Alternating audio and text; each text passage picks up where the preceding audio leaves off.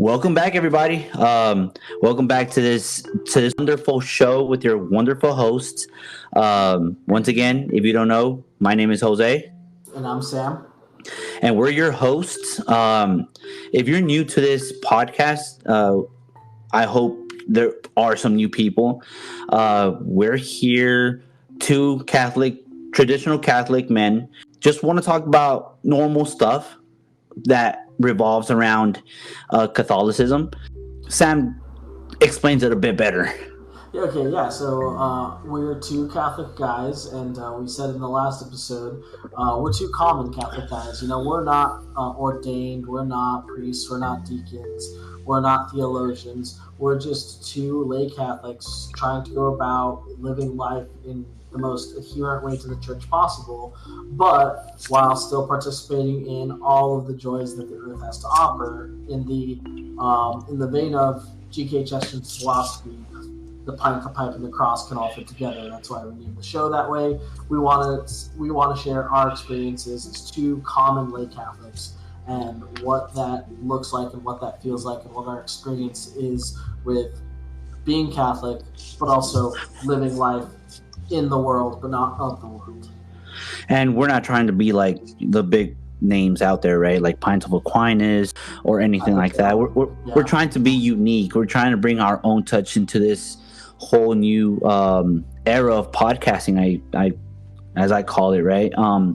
And we like to do things a little different, which some of those little things would be a prayer in the beginning, in Latin, of course. So we're going to do the sign of the cross, of course, and a Hail Mary and a Glory, all in Latin. So if you don't know Latin, you'll get to learn it here. In nomine Patris et Filii et Spiritus Sancti. Ave Maria, gratia plena, Dominus tecum, benedicta tu in mulieribus, et benedictus fructus ventris tui, Jesus. Sancta Maria, Mater Dei, ora pro nobis peccatoribus, nunc et in hora mortis nostre. Amen. Gloria Patri, et Filii, et Spiritui Sancto, sic ut era in principio, et nunc et semper, et in saecula saeculorum. Amen. Amen. All right, my guy. So it's a little late. We're both parents. For those who don't know, in the first episode, we spoke a little bit about ourselves. We're both dads. I have two kids, two boys. One is about to turn 2 in January, and I have a 2.5-month-old, and a beautiful wife. And I'm about the same. It's coincidental. Me and Jose have almost identical ages of kids there. So I have he just turned 2 a couple days ago, a 2-year-old. And then where we differ is Jose has 2 boys. I have a boy and a girl now. And so I've got a girl that's coming up on 2 months here in about a week or so.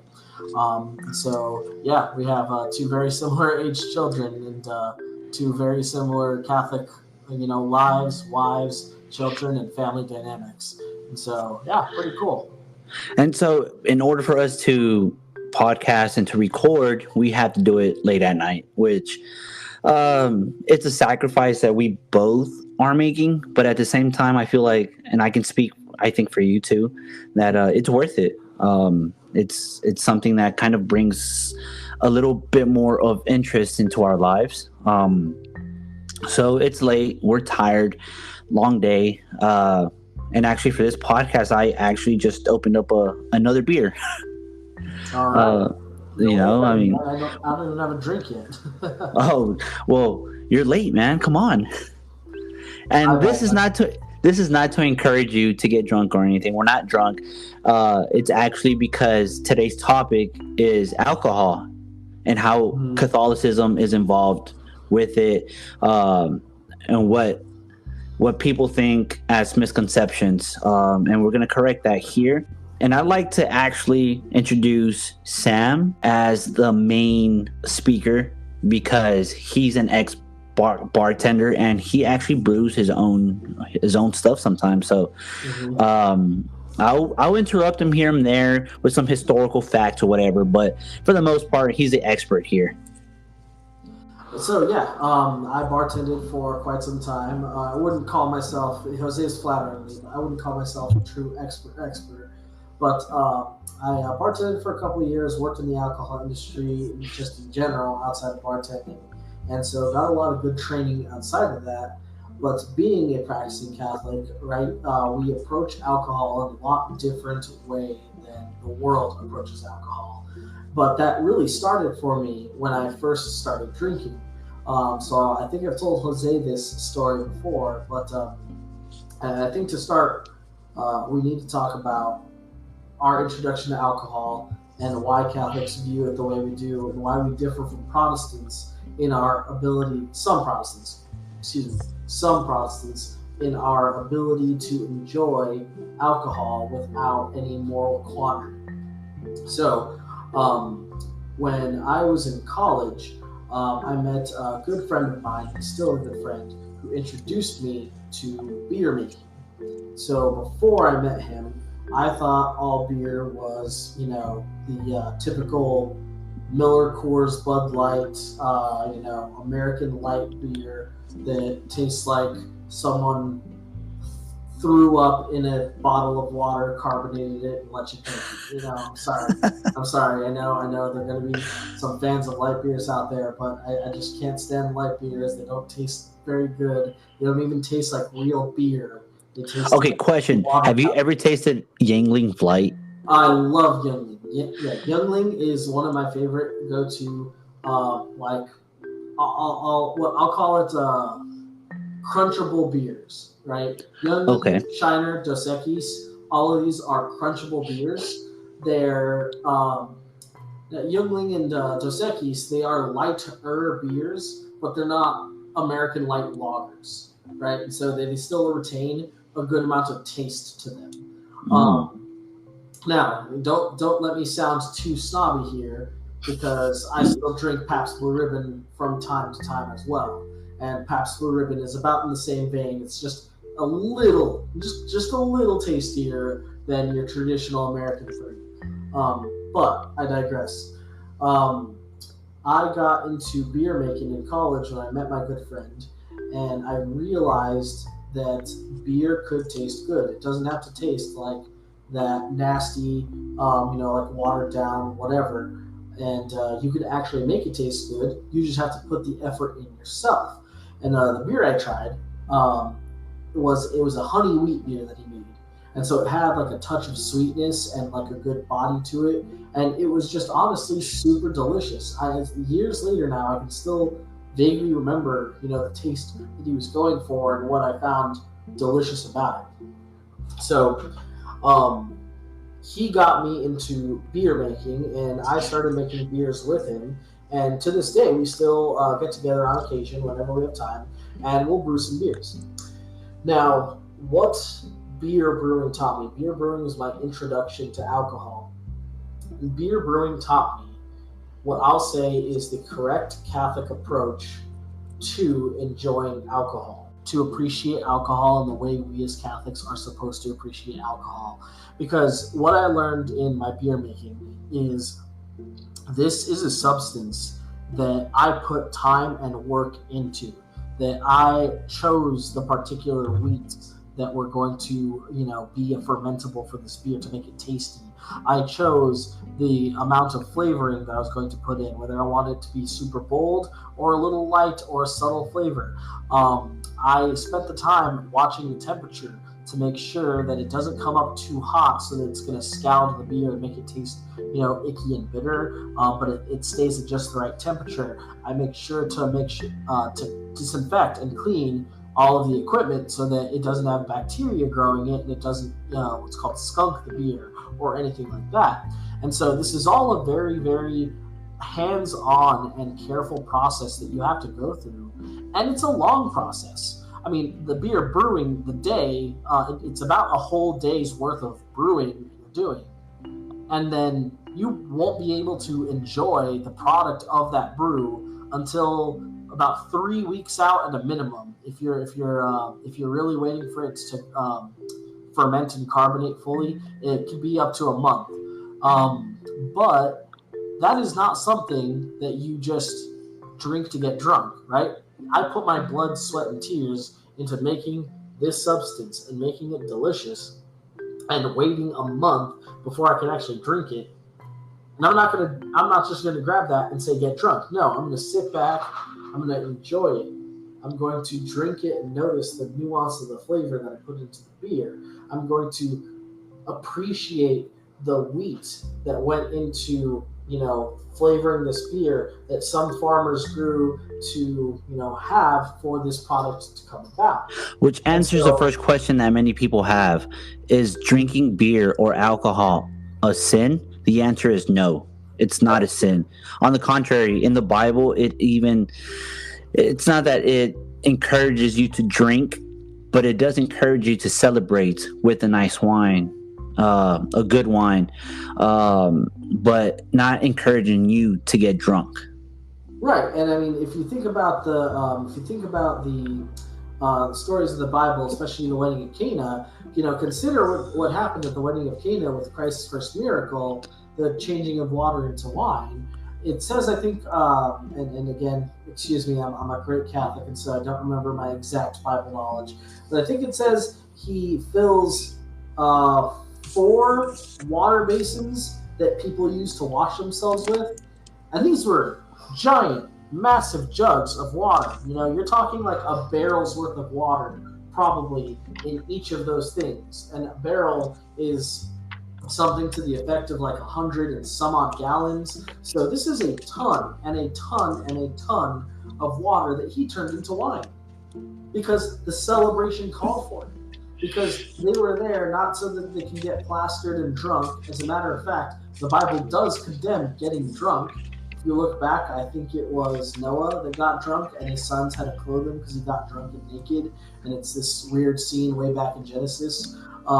But the Bible condemns getting drunk. The Bible does not condemn drinking. Jesus drank. Jesus drank at a wedding feast, and they were there and they celebrated. And so when we as Catholics approach alcohol, we're not doing it because we're getting drunk. That would be sinful. We're doing it because we appreciate the fruits of our labor. And that right there is, again, a nice Chesterton approach to imbibing and consuming the fruits of the earth, right? The things that we make are good. And Chesterton also, I can't find a quote. I had it the other day and I lost it, but he said something along the lines of, drink when you don't need it. Meaning, and then he continues on in the quote to say, celebrate by drinking something. Meaning, if you are in a way wanting and desiring to drink to get drunk, don't drink. But if you're using it as a form of celebration, as a form of just a straight up celebration, it's okay for you to drink. And once again, I guess we're going to touch a little bit later on, but I had a different way of drinking before. My way of drinking was to get drunk. My goal was to get drunk. And of course, things change. I grow older. I begin to see something different. And now it's different now. I drink maybe 1-2 beers in a form of celebration, or maybe I'll drink a little bit more, but never to the point of drunkenness. I'm not going to sit here and lie and tell you, oh yeah, I don't drink no more than 2. Socially, for example, Thanksgiving, I drank, I believe it was 2 beers, and then they brought out some whiskey, and I drank some whiskey mixed with some Coca-Cola, right?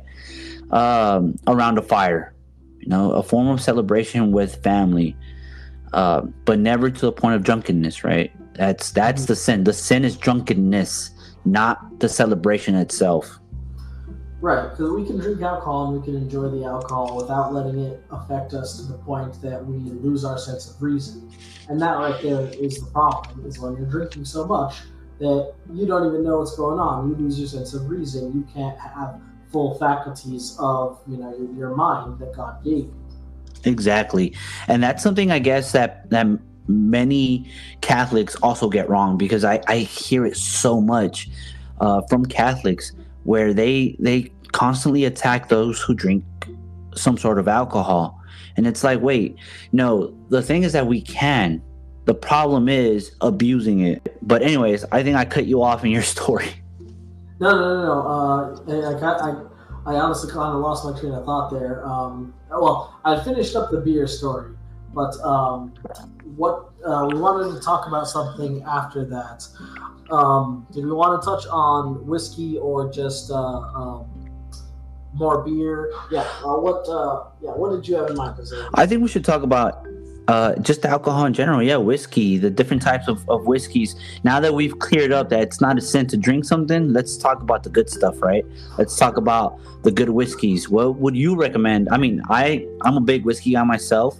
I don't know how to make it, but I can tell you I have a pretty good knack for whiskey, which brings me to invite all those, especially friends who may have breweries, or friends who may have cigar lounges, cafes, whatever the case may be. If you'd like to invite us to your place to create a podcast, a show there, record an episode, hit us up. I'll put the link down below. If you're listening on YouTube, I'm gonna put the link down below to the Spotify for podcasters, where you can actually reach out to us and send us your address, or invite us, or whatever you'd like us to do.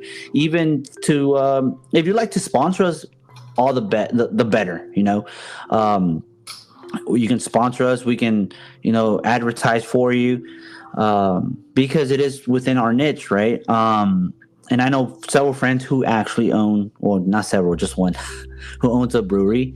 And I'd like to, another shout out, if you're around Socorro, Texas, in El Paso, just pass by his beer, the Three Missions Brewery. He makes some good beer. He constantly posts new beer that he's making, and it looks delicious. We live in Dallas, so it's like a 10-hour drive, or whatever drive it is, to El Paso. I'm from El Paso, and so I know that drive real well. It's a good 10-hour drive on a good day with no stops. So see, 10-hour drive. So it's a pretty long drive, and maybe one day we'll be able to record an episode there. Who knows?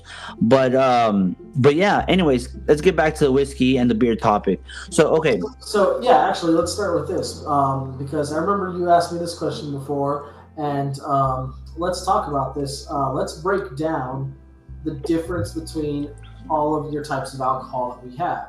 Because, yeah, we've established us as Catholics, we can enjoy the fruits of our labor, and alcohol is one of those good fruits.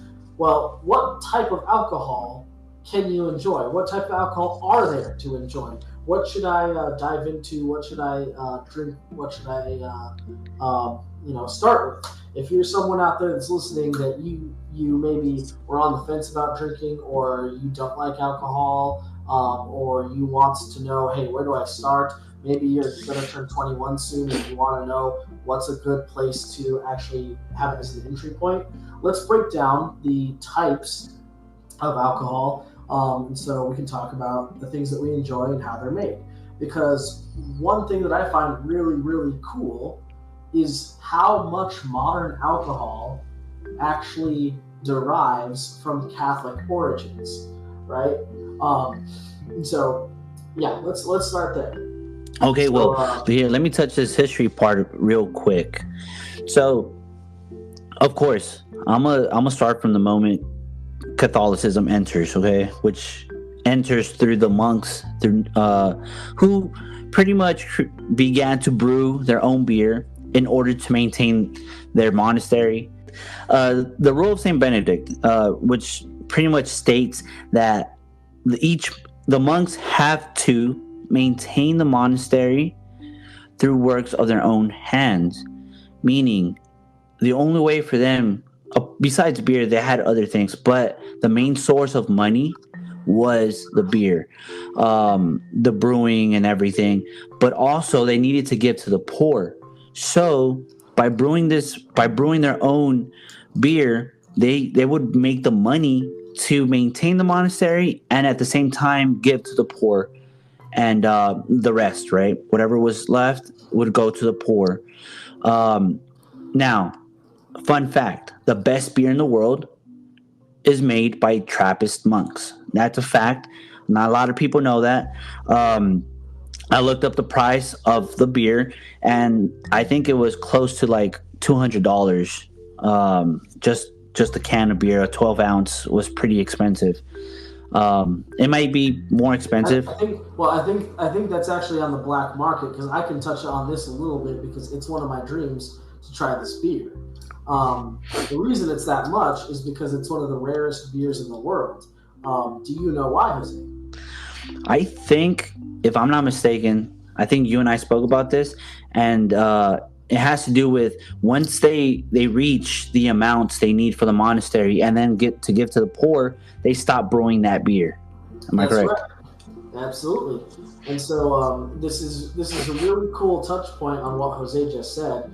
What the rule of Saint Benedict that monks use to provide for themselves, you see that in modern monasteries all across the world. Again, it's not always beer, it's not always alcohol. Sometimes it's soap, sometimes it's candles, sometimes it's just anything else that they can produce. But in the case of beer, there's a really, really cool coincidence that happens in Belgium, in the town of West Vleteren.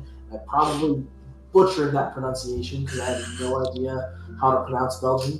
But the town of West Vleteren in Belgium is home to a Trappist monastery that brews what is considered by almost every beer expert in the world to be the best beer in the world, best tasting beer in the world.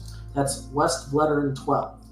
Now, the black market might be like $200, but last I checked, their prices per case were pretty reasonable. And why I say per case, here's how it works. Here's how you get this beer if you want to try to taste the best beer in the world. So, as Jose said, they only produce as much beer as they need to run their monastery and give to the poor.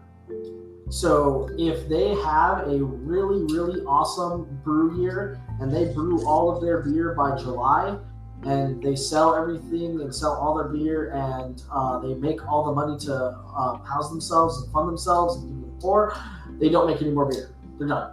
They stop. No more. So they will not make a drop more than they need to just keep themselves afloat.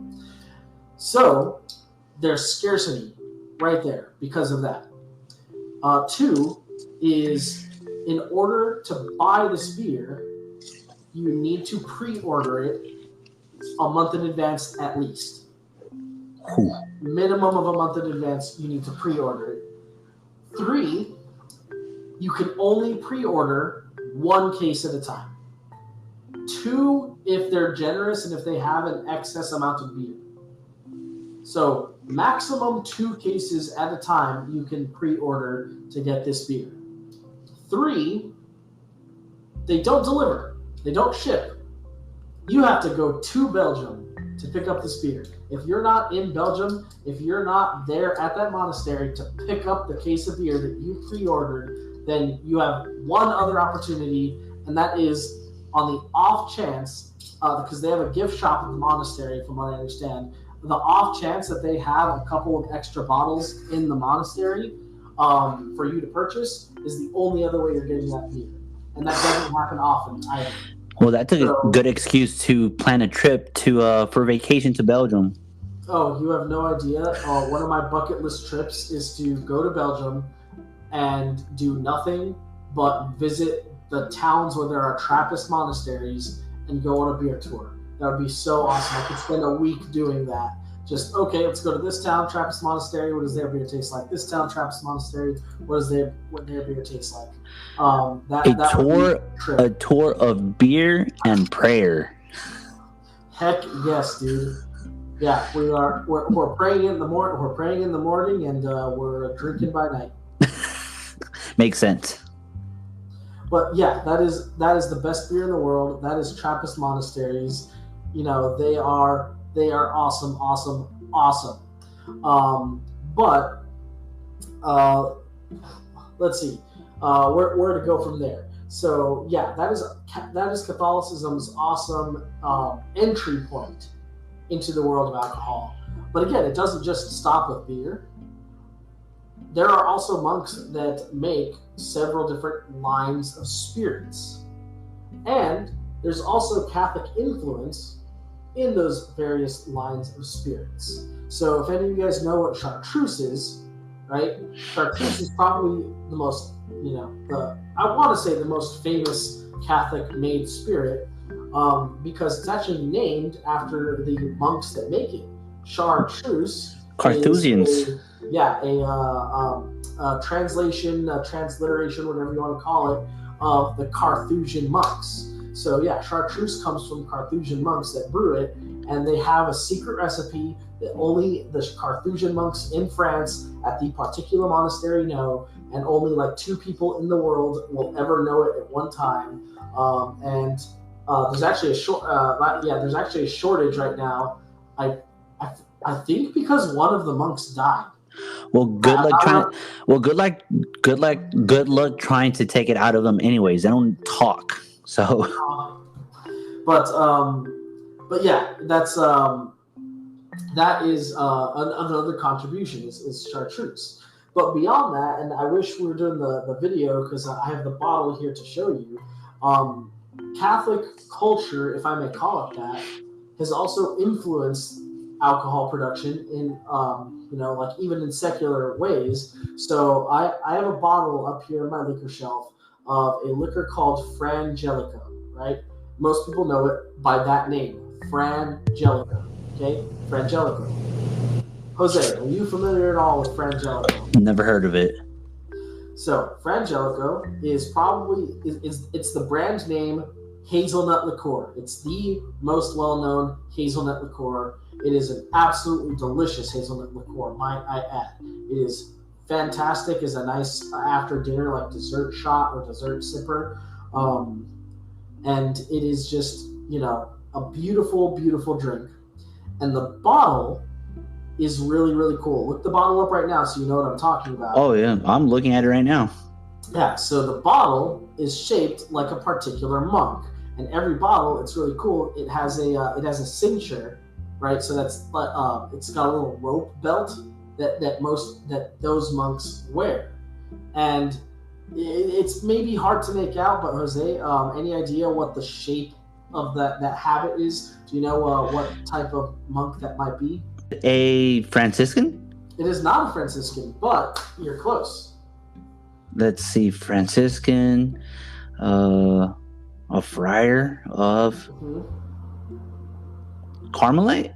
Nope. Strange. The color. All right, I'll spoil it because you can't tell because the bottle itself is brown, and that's going to throw you off. But believe it or not, that is the shape of Dominicans, right? Oh. Now, here's the story behind Frangelico. So, I don't believe that Frangelico is made by monks, at least not anymore. I think it might have used to have been, but now it's not. Frangelico is owned by Brown-Forman, if I'm not mistaken.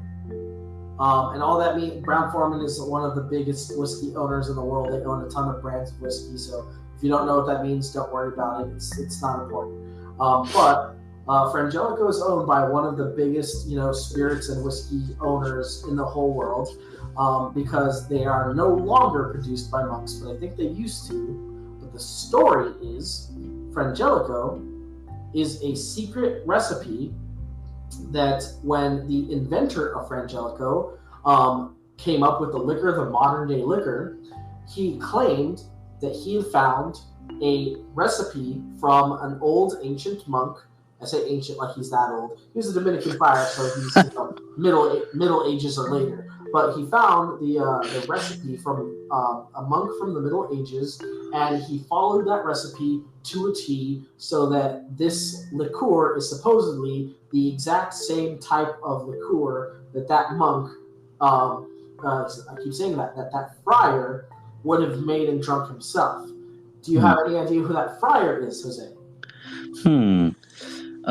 Frangelico? Yes. Actually, yes. But you're not pronouncing it right. That friar, I guess the modern translation would be Fra Angelico. And the Fra And then Being brother.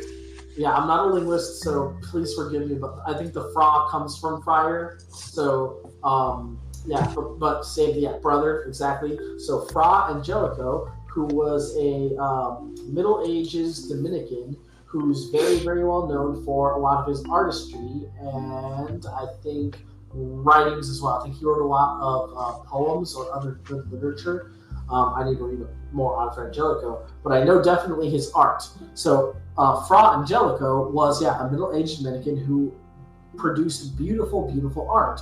And so popular, or at least his recipe was so popular, that he's immortalized, even though people don't know it, right? Like, I could go to some like cocktail bar in the middle of downtown Dallas. They'll probably have a bottle of Fra Angelico, but more than likely, no one that's there is a Catholic who knows the origins of Fra Angelico. It's named after Fra Angelico, a Dominican monk. So people have a dedication to him, whether or not they know it.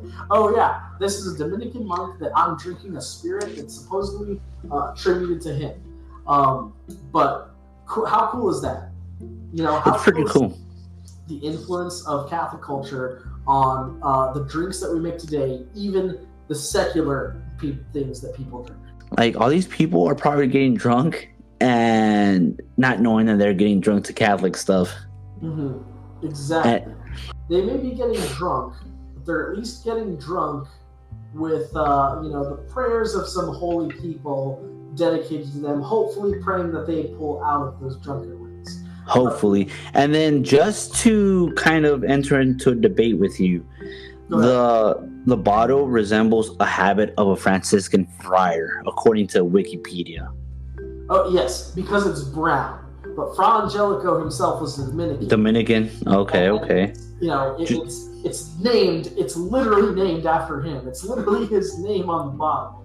So. Oh, yeah, you're right. Okay, I just found his little thing.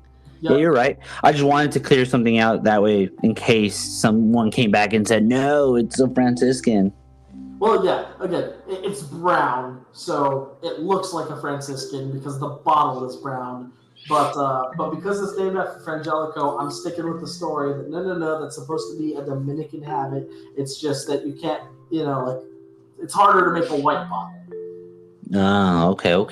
All right, so let's get into the topic of why, like, what's the difference between a whiskey, bourbon, wine, beer, and all this stuff? What makes them so different?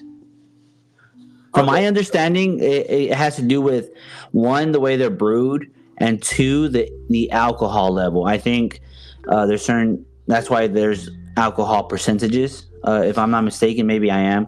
But from my understanding, if it's stronger than 7%, it's considered a wine or something like that. Okay, yeah, so let's get that corrected up. Okay, so funny that you should mention percentages right off the bat, because for the most part, when you're dealing with alcohol, percentages don't matter as far as classification goes.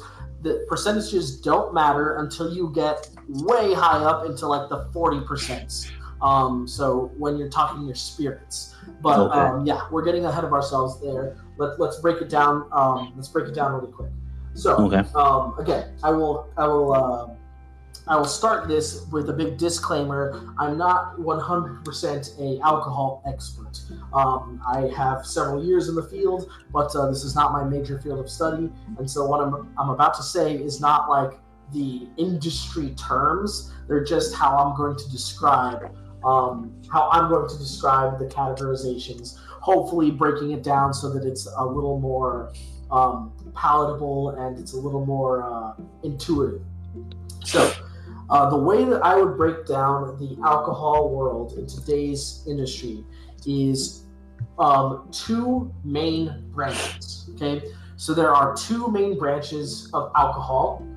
I'm going to call those branches the brewed alcohols and the distilled alcohols, right? So brewed alcohols versus distilled alcohols. Okay, that helps give us a framework for what might go into each of those categories. So you know that we brew beer. So brewing, so beer is probably going to go into the brewed category. That's right. That's correct. We, well, probably not many people know exactly what distilling is, so I'll touch on that later. Let's focus on the brewed stuff first. Okay, so brewed alcohol is what I'll call any alcohol that, if you're in the United States, you can legally make at home. Okay, so brewed alcohol does not require any fancy special equipment. Brewed alcohol requires three things at its base. Requires three things. It requires yeast, water, and sugar. Okay, so yeast, water, and sugar are the three basic things that you need to make a brewed alcohol of some form. Now, here's the kind of catch, that sugar can come from a variety of sources, and that's what makes each different type of brewed alcohol different. So when it comes down to beer, beer is made from wheat. Beer is made from grain in general, so you can have rye beers, you can have wheat beers, you can have malt beers. Malt beers are the most popular. You're making them with malted barley. But those are the things that make beer, is any sort of grain. Okay, so if it's a grain, you can brew it into a beer. You would break down the sugars, usually through boiling, and then you would add yeast, and the yeast eats up all those sugars, and yeast has a byproduct of its eating as alcohol and carbon dioxide, right? So if I may put it in the most crass way possible, when you're brewing something, when you're brewing alcohol, you are literally drinking yeast poop, because yeast goes in, it eats the sugars, and it poops out alcohol and carbon dioxide. So beer is wheat, wine is fruit, right? So we know most wine that's consumed in the world is grape wine, right? But technically any fruit makes a wine, so you can have apple wine, cherry wine, anything like that. If it comes from a fruit and you use yeast to eat the sugar of the fruit, it's going to turn into a wine. There's one other category that's kind of funny, actually, because it's technically, if I'm going to be technical here, it's technically a form of beer. Under my definition, it's technically a form of beer, but it's not called that at all. The last one is sake. So for your Asian countries, they usually have brewed sake. Sake is made from rice. The difference is rice's sugar, rice's carbohydrate, is too complicated for yeast to eat, even if you were to brew the rice. So you usually need to add an additional what I'll call an organism, a mold. You need to add a mold to rice. It's called koji mold.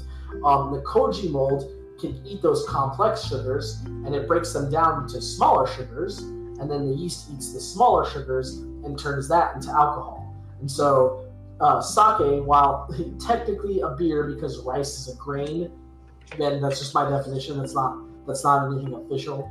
But rice is technically a grain, so I'm calling sake a beer. But sake stands on its own because it requires a little more nuance than beer to brew. You need to use a mold to break it down, and then use the yeast to turn that into alcohol. Okay, so that's a brief overview of brewed alcohol. Beer, wine, and sake are your three big types. Beer is from grains. It can be wheat, it can be rye, and most commonly it's malted barley. Wine is from fruit, most commonly grape, and then sake is from rice. That's all brewed stuff. Okay, so any questions so far, Jose? Not yet.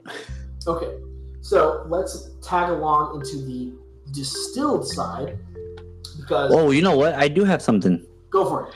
As you're talking, if you would like for Sam to kind of present just demonstrate how to brew something, put it down below. I bet you he'll be super excited to show us how to brew. I would absolutely love to. And yeah, we'll film it. We'll go through a process, and I can show you what I look for in beer brewing and the taste that I try to go for. Excuse me, and the ingredients I go for and why.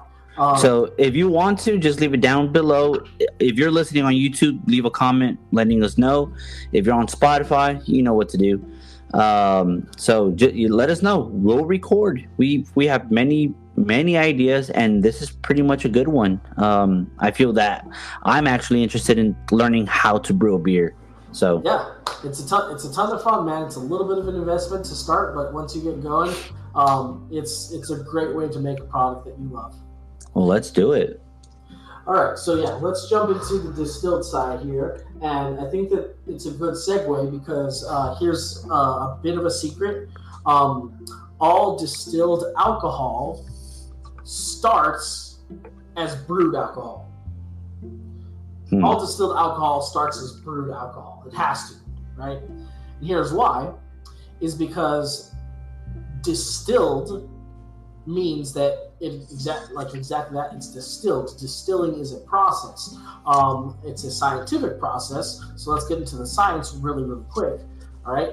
To distill something means that you're bringing it up to a boil, and then you're trapping that gas. Because for those of you guys that need a quick little science refresher, when you boil something, you're going from liquid to a gas. So distilling is boiling something, turning a liquid into a gas. It's trapping that gas into a certain area or certain container. It is then cooling that gas so that it turns back into a liquid through the process called condensation. And the resulting liquid is going to be a more pure form of the liquid that you just boiled. Why? Well, in the case of water, if you think about it, right, water boils at 212 degrees Fahrenheit, and this is one of the most popular ways to purify water. Right, we have water distillation plants. We buy distilled water in jugs. It's pure water, and why that works is because when you boil water, you're making the water turn into a gas, rise up into the container that you have, and it leaves behind any of the impurities that it might have, any salts, any minerals, any bacteria, anything that is wrong with that water, or anything even that's just extra in that water, even if it's not wrong, is going to be left behind when you boil the water. So the water's going to go up, it's going to boil, and then when you condense it back down, when you cool it off, provided that you've added nothing to it, when you cool it back off, the resulting condensation is just going to be pure water with literally nothing else in it. That's why if you ever drink distilled water, it is the water that tastes the most like nothing, if that makes any sense. If you get a glass of tap water, you get a glass of distilled water, you will immediately taste the difference, and that the tap water has some form of taste. Yeah, it tastes like metal. Yeah, usually because there are minerals or metals, in the tap or in the aquifers of your cities. Distilled water tastes like literally nothing. You cannot taste anything. There's nothing in there to taste. And so yeah, try it yourselves. Go check it out. Anyway, that's what distilling means, right? So distilled spirits are any spirit that's made by distilling the alcohol in something else. So distilled alcohol, right, happens because alcohol has a lower boiling point than water. So if you have a solution of alcohol, right, the beer, the wine, or the sake that we just mentioned, if you have a solution of alcohol there, if you have a liquid that has alcohol in it, and you distill it, but you only bring it up to the temperature where alcohol boils and not water, well, hey, guess what? You're extracting all of the alcohol out of that substance. The alcohol is boiling, the water is getting hot, but the water's not boiling because you're not bringing it up to boiling water temperature. You're only bringing it up to alcohol boiling temperature. The alcohol boils, it turns into alcohol vapor. The alcohol vapor gets trapped into a compartment, and then you cool it off, and out comes pure alcohol, or as close to pure alcohol as you can get, depending on the way that you distill it. Again, that's a little complicated. I can talk about the way that you distill things later, but that's the idea. That's the science, right? Distilled spirits are alcohol that's been boiled and then condensed so that it's more concentrated alcohol. That's why beers, wines, and sakes are like 5 to the heaviest I've seen is like 20%, but they're like 5 to 20% at max. Usually around 5 to 10, right? For beers, a little higher for wines. They're like 13 to 14%, and about the same for sake. But they're in the low percentage. Whereas distilled spirits are almost always at least 40%, and they can go up as high as Everclear, which is 95% alcohol. I have a bottle on my shelf over here that's 62% alcohol. That will put some hair on your chest. It is powerful. I need some of that. Oh yeah. Just let me know. I'll bring you some. It is delicious, but you have to be prepared. Go ahead. Speaking of distilled, I recommend a Walcott distilled whiskey. It's great. It tastes so good. And what he means by the distilling, it makes a difference. It's really, really good. It's only at 45%, but it's a good whiskey that I recommend, especially if you're a cigar smoker. A Walcott, which here, you know what? I have the bottle right here. It says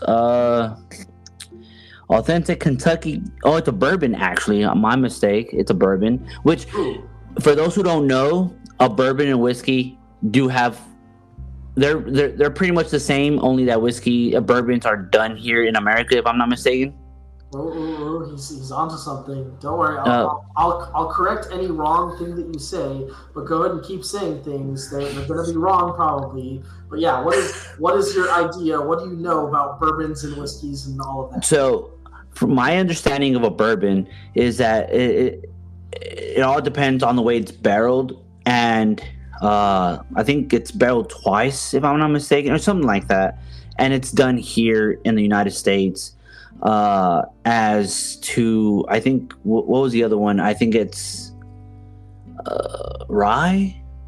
Whatever. The whole point is that there's a difference because they're made somewhere else. But this, if you're a cigar smoker, like myself, I'm more versed in the cigar world than Sam, and he's more versed in the alcohol part of the stuff. But when you mix both together, such as a good, I'm gonna say a White Series Monte Cristo with a Walcott bourbon. It's distilled by Barton, and it's really good. I highly recommend it. Anyways, back to the whole differences. Please correct me there, because I know I've told people wrong information. Okay, yeah, there was a bit of wrong information there. It wasn't all wrong, but we'll correct that in a sec. Let's see. Okay, do you want to just dive in? Hold on, before we correct that, do you want me to explain the kind of nuances between the main distilled spirits first, or do you want to just go into whiskeys? Just go into the whiskey part, yeah. Okay, so whiskey. Okay, so we talked about distilled spirits. Distilled spirits are when you distill alcohol from any other alcoholic liquid. Whiskeys are the distilled form of beer. Okay, so all whiskey is distilled from grain alcohol. What that means is that you need to start with a grain. So malted barley, rye, wheat, technically oatmeal. Technically, I have never seen it on the market, but you could technically make a whiskey out of oatmeal, because you can make a beer out of oatmeal. So oatmeal could work. Again, technically rice would, because rice is a grain, you can technically make whiskey out of rice. And corn, right? Corn is a grain, and you could make whiskey out of corn. So the big four in the whiskey world are rye, wheat, malted barley, and corn, right? Those are the big four that you see all whiskeys being made of. So the way that the whiskey works is you basically brew a beer because you're getting one of those grains. You're bringing it up to a boil to break down the sugars. You're throwing yeast in it to make alcohol. And then once the alcohol has been made, instead of bottling it up and drinking it as a beer, you put it in a still to boil the alcohol and turn it into whiskey. So the alcohol that comes out of a still, that brewed, that distilled wheat alcohol, so that's a beer, is whiskey. Okay, that's the basic definition. Technically, wait, hold on. Sorry, I'm thinking about there is a bunch of technicalities in the whiskey world. Technically, most whiskey is aged in a barrel. Now, here's the nuance between what you said and what whiskey is. Whiskey is the overarching category, right? So whiskey is any distilled spirit that is made from grain and aged in a barrel. Bourbon is a particular type of whiskey. Bourbon is a very specific kind of whiskey. Bourbon, in fact, I want to say that bourbon has the most regulations of any main whiskey in the world to be called a bourbon, a true bourbon. Okay, the reason for that is because in order to be considered a bourbon, you need to be made from at least 51% corn. Okay, so it's not just that you have some corn in the beer that you made. The makeup of all of the grain has to be at least 51%. So it's got to be mostly corn. Okay, so a bourbon is a mostly corn whiskey. That bourbon has to be made not in Kentucky. That's a common misconception. Bourbon does not have to come from Kentucky, but Kentuckians will often say that it does, and that real bourbon is not made outside of Kentucky. They do have the best bourbon, though, in my opinion. Yeah, the stereotype exists for a reason. Kentucky bourbons are most commonly the sought-after bourbons, right? But it does not have to be made in Kentucky to be considered a bourbon. It just has to be made in the States, right? That is a caveat. It needs to be made in the United States. It needs to be aged in a barrel. So I correct myself. Not all whiskey needs to be aged in a barrel to be considered whiskey. Only some whiskeys need to be aged in a barrel, and bourbon is one of them. Bourbon needs to be aged in a barrel. But here's a little fact that I'll drop a funny other fact about later on. There is no time limit for how long bourbon needs to be aged in a barrel. So you can age bourbon for as long or as little as you want and still call it a bourbon. The other thing that needs to happen is that bourbon needs to be aged in a new oak barrel. What that means is it has to be a barrel that has literally never been used for aging anything else. If any other whiskey has been aged in that barrel, you can never make a bourbon in it again. So a virgin barrel. A virgin barrel. It needs to be a virgin barrel. If anything else has been put in that barrel beforehand, you cannot make a bourbon in that barrel. Okay, so that's the qualifications. So the funny thing, just a funny fact, real quick. I forgot what company it is, but there is a company that sells what they call a 7-second bourbon, because they don't age it for like 2 years or 10 years or 6 years, like many other whiskey distilleries like to say about their bourbons, right? Oh, our bourbon is aged for this many years, and so it's it has this particular flavor, or whatever. No, there's a company that makes a bourbon that's a 7-second bourbon because they throw it in the barrel for 7 seconds. It is then officially aged because it's been inside of a barrel, and then they pour it back out. And so, yeah, it's technically a bourbon. They followed all the legal requirements, but it has none of the bourbon taste that you get from a more aged bourbon. Do you know if it's good? I've never tried it before, so I don't know if it's good. I know that it exists because it's hilarious. Another fun fact, that particular spirit that they have, the 7-second bourbon, it's crystal clear. It's a whiskey and it's a bourbon, but it's crystal clear. It looks like vodka.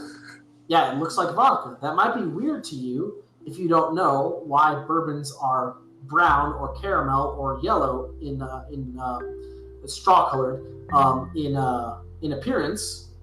That's because whiskey only gets its color after it's been aged.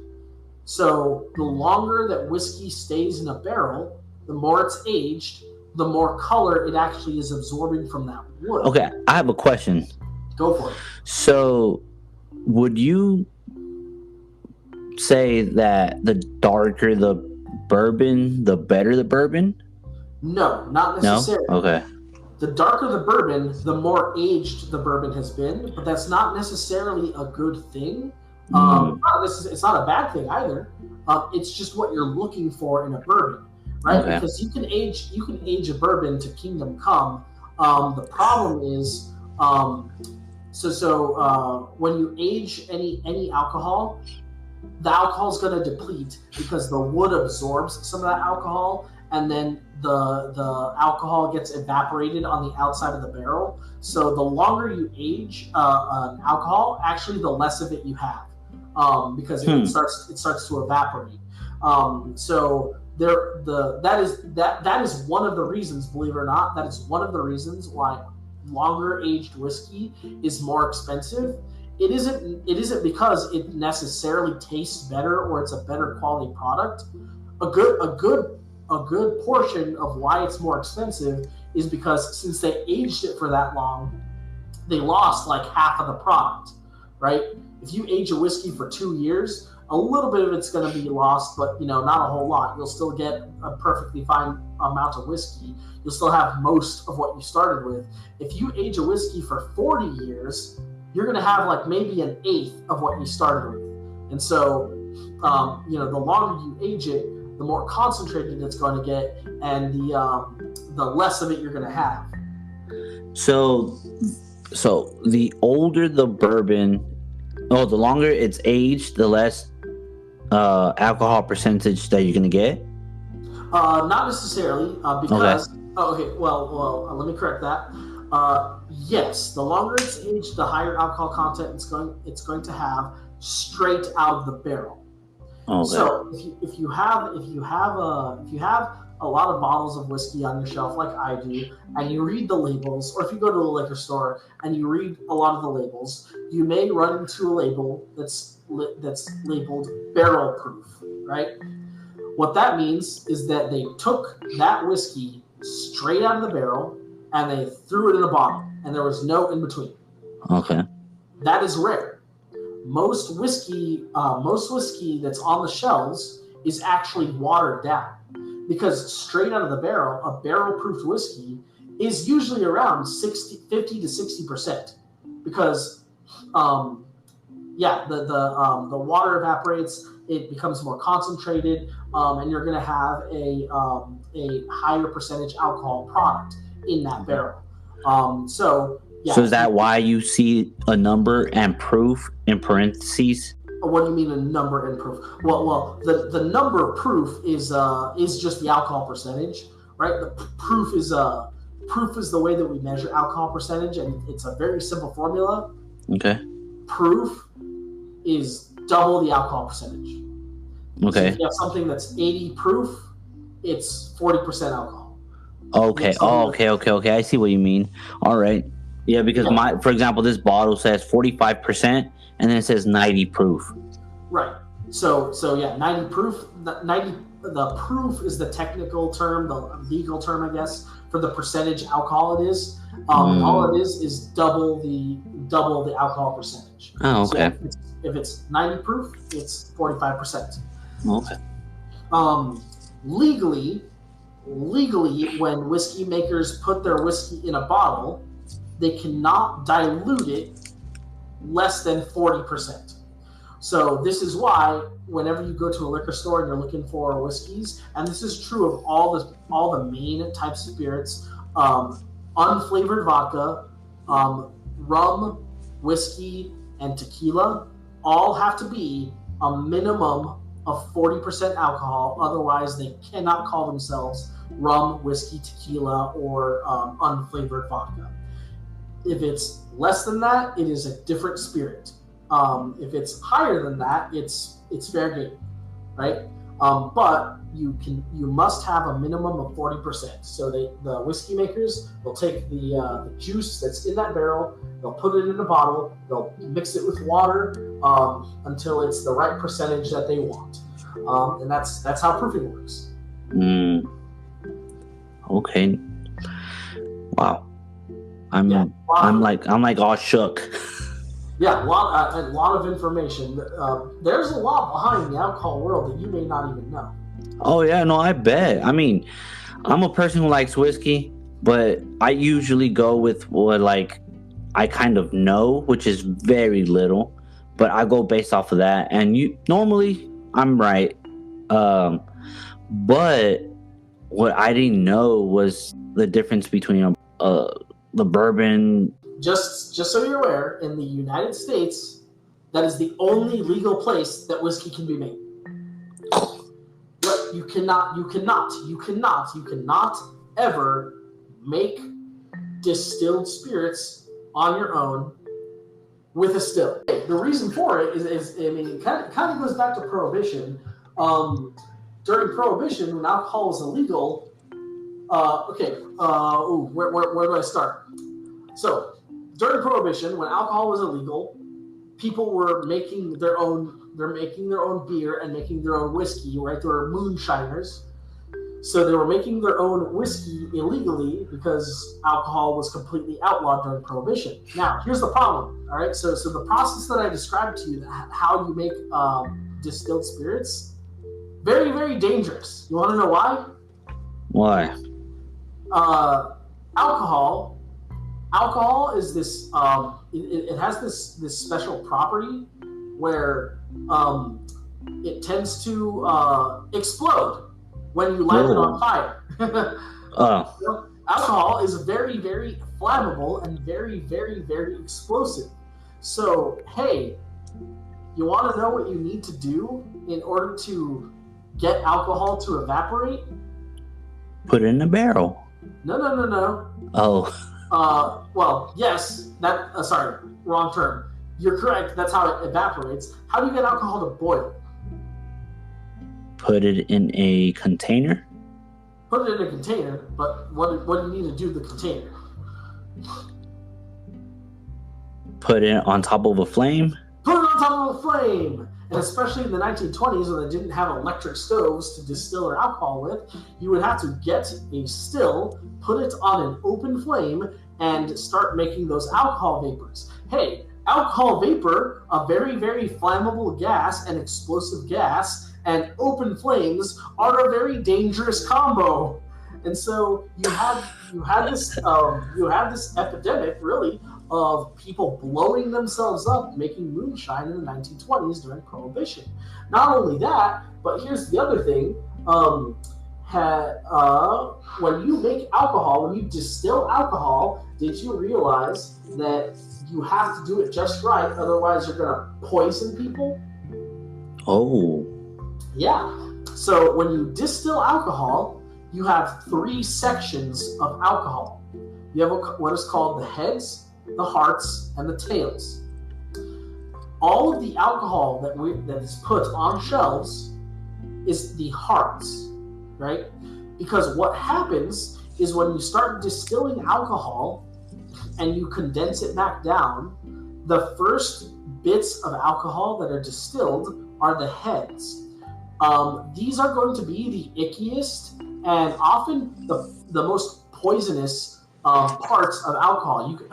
Usually, when you boil the alcohol, the compounds that are in the alcohol do end up staying with the alcohol a little bit. Or it's maybe not just the compounds, but it's the type of alcohol that's boiled off is the poisonous type of alcohol. It's not ethanol that you drink, but it can be the, that you can't drink rubbing alcohol, methanol, right? Because it'll make you go blind. Well, the same kind of like thing. When you boil alcohol that you made from beer, you're messing with it, and the heads and the tails, the first parts of the alcohol that are boiled, are disgusting. They don't taste very good, and they can be poisonous. So you need to know when to start collecting and when to throw away the first parts of alcohol. And when you start collecting, that's called a cut. You always want to cut the heads so that you have good alcohol. And then once you get to the end of the boil, once you get to the end of the distill process, you cut again, because you also don't want the last bits of alcohol that are distilled. Those are called the tails. Now, if I remember correctly, the tails are not going to be poisonous necessarily, but they're going to have very icky and rancid tastes, and they're going to make your batch of alcohol just taste awful. And so you want to throw those away too, or use them for something else. And so for that reason, and more so for the reason of the exploding bits, it's 100% illegal in the United States to distill your own spirit. So it's just straight up dangerous. Yeah, it is 100% straight up dangerous. So just to clear, for those who don't know, Prohibition era was, weirdly enough, it was an era between the 1920s and the 1930s, also known as the Roaring Twenties. So although we had the best economy here in America, there was a prohibition, meaning they prohibited the sale of alcohol. So people had to go underground. That's when the mafia really took off, pretty much. So for those who don't know history or don't really care about it, but want to kind of understand what he's talking about when he says prohibition, that's what he means. The era where alcohol was just forbidden to be sold here in the United States for a span of like 10, 13 years. I'm a history nerd, so I just wanted to throw that out there to kind of put everything together. Yeah, absolutely. It is what I call one of the darkest times of American history. Why is that? That is a little outside of the scope of this episode, but the reason I say that, it's half in joke. The reason I say that is because prohibition is the reason that income tax exists today. Because when they passed prohibition, right, the country was like, wait, we make a bunch of money off the tax of alcohol sales. So if we're going to make alcohol sales illegal, how are we going to get money from taxes? And someone else had the bright idea of saying, oh, let's implement an income tax. So whenever anyone makes money, we're just going to take money from them right away. That's genius. Let's do it. And I hate them. Prohibition was repealed and the income tax was not. And so to this day, we have to pay money to the government just for making money, and we still have to pay money for buying alcohol because there's still an alcohol sales tax. And so the government stole from us twice, basically. And they're still stealing because I need that money. Exactly, But anyways, that's a different topic. We can get into that next time. But yeah, okay, so you were talking about it's pretty much dangerous. It's extremely dangerous. Now, yes. I don't want to make my own bourbon at home. Correct. That's a very, very bad thing. Okay, caveat. Actually, you can make your own bourbon at home as long as a distillery already distilled the alcohol itself. So this is actually pretty funny too. Some companies sell make your own bourbon kits, and what it is they give you the distilled alcohol, and they give you like a little mini barrel, and so you put the alcohol in the barrel yourself, right? And so you're technically making your own bourbon because you have the distilled alcohol and you're putting it in the barrel, but you didn't actually distill the alcohol yourself. And so, yeah, funny little caveat there. You can, in fact, make your own bourbon at home. Oh, wow. You can distill it at home. Well, nice. Well, I feel like our listeners have heard more than enough of our alcohol talk today. Which there's going to be more, which is why I think I'm actually stopping it a little early, because I have a little surprise that came up just as you were talking. I was like, you know what? I have a nice little plan. So to talk more about the alcohol and Catholicism and everything else, we're going to record a very special episode. How is it going to be done? Don't know. When is it going to be done? Don't know. But it's going to happen. So before we end this, I just like to, for all those who've actually came on here and heard all the way through, we really do appreciate it. And if you'd like to support our mission, our new found hobby, I guess, help us bring. So we had technical difficulties last time, right, Sam? We did. It was unfortunate. Yeah, we were on a roll. We tried to record video, audio, and it just didn't work out. So, which is why I'd like to truly encourage you, and if you find it in your heart to help us, bring about this podcast, and bring you good content, actually bring you good content. This is the first time, and hope it's the last time that we do it just audio. Support. And I don't mean just monetary. I also mean spread the word.